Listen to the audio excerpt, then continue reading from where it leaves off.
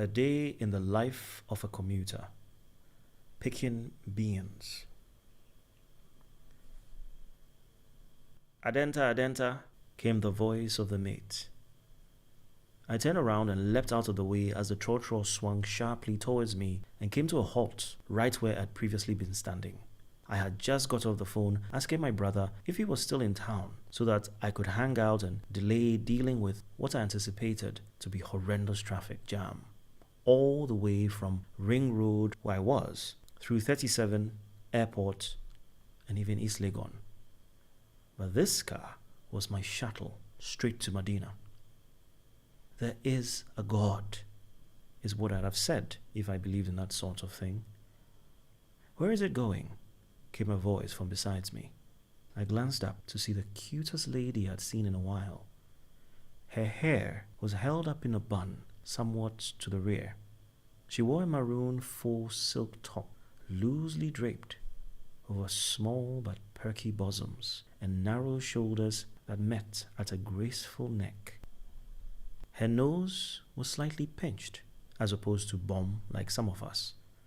Her mouth was not quite full, but you'd be excused in thinking they were, probably because of how, in their natural state, they formed a slight pout. She was about an inch shorter than me, but it might have been on account of her posture. Her posture was terrible, slightly slouched forward as though tired from a long day, but you could tell she was always that way. She wore tight black jeans and 4-inch heels that caused her slouch to become more of a pucker at the rear end. I've never quite understood that little section of my brain that lit up for petite women with bad posture, but I don't question it either. It's not my thing generally, but it's a thing. And that section of my brain was lit up like Christmas tree this evening. The examination probably took a split second, and I was thankful I found my voice to say, "Adenta." She nodded and climbed in after me. We both made our way all the way to the back. The mate climbed in after 2 more calls of "Adenta, Adenta," and slammed the door, causing the bus to quake once before shooting forward almost immediately as the driver pulled into gear. The bus was alive with noise, specifically the loud argument of 2 men in the front. The one in the front wore a highlighter over his rather threadbare shirt. He was gaunt, his eyes jaundiced, and his expression severe. The second man was to the seat behind him, probably in his mid-30s with glasses. He wore a white dress shirt and possibly a tie. I couldn't tell from my position behind them. The man behind was taunting the man in front, who had turned around to face his accuser almost squarely. Something to do with his being a fraudster, masquerading as a trotro station official, or whatever they are called. The guys with canes who collect money and make sure the trotro drivers behave at the station. The man wore his guilt behind defiant threats, but he wore it fully all the same. The man in the wife beater to his left and the man in glasses to his rear wouldn't allow him off the bus until they got to a friendly neighborhood police station. The man at the back had simply decided to make a fuss about it all, jeering and raising his voice for all to hear. I wasn't in the mood, and so I put on my earphones and let Jackson 5 take me away from it all. Or so I had planned, but the men wouldn't let me. Their voices rose higher and higher still. I muttered to myself, what a fine way to end a long day. The girl to my left chuckled. I had entirely forgotten about her. I glanced at her, smiled, and closed my eyes, trying to focus on ABC, and then she spoke. Someone said, men's voices activate the part of your brain that decodes noise, while women's voices activate the parts of your brain that decodes music. Personally, I'm dubious about the theory, but it's a nice theory, and in this particular case, I was willing to be a believer. It was a confident voice, but a soft treble that rolled out without discord. I opened my eyes, popped my left earphone from my ear, and asked her to repeat herself. "What are they arguing about?" she asked. I explained to her, and she nodded.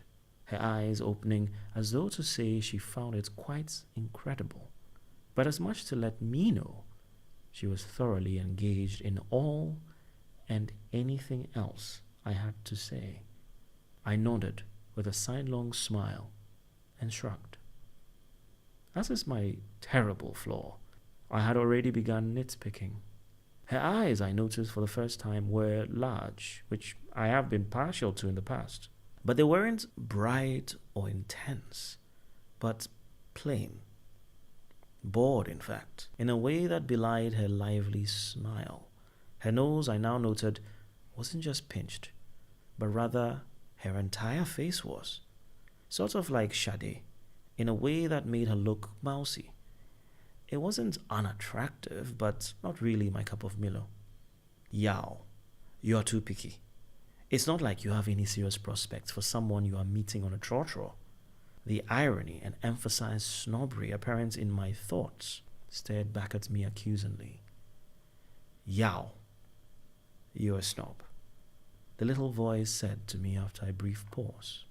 As I thought this, my eyes kept darting up and down, following her hands as she gesticulated. She was talking again, but my mind was going, look at her nails. She had a dark red nail varnish, peeling slightly on more than a few nails. Her fingers were small, but not dainty. Yao, you are a snob, I heard that little voice in my head say. I nodded at whatever she said and smiled. Maybe I was too tired to care, really. Where are you headed? I heard myself say. Ashalibutri? Oh wow, I'm headed to Ashalibutri too, I said moronically, then added on reflex, I'm going to School Junction. Realizing what I had done, the little voice returned, saying, It's a trap. Don't say alight. Don't say alight. I will alight at highways, she said. My heart sunk, and almost immediately the cassettes in my memory whirled to life and began playing back all she had said prior. And as it did, I began noting how she pronounced everything. I was disappointed, more so in myself than anyone else. Yao, you were a snob, the little voice said in my head accusingly. I'm just tired, I protested, but I knew I was lying.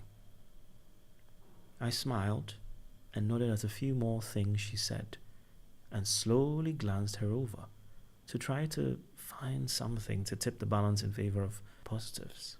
But in the end, she went quiet, and I didn't ask or pursue the conversation, although she clearly wanted to talk. We sat in silence the rest of the way.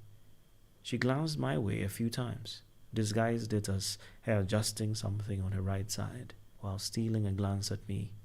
I kept her in my corner eye vision for a bit, and a number of questions rolled to the front of my mind. I hate to be the one who picks up conversations with strange women in trotros, but after so long taking the bus to places as far as Tema, day in and day out for years, well, I had a list. I did not, however, vocalize any question from this list on this particular occasion, and the silence became dead some way on the trip.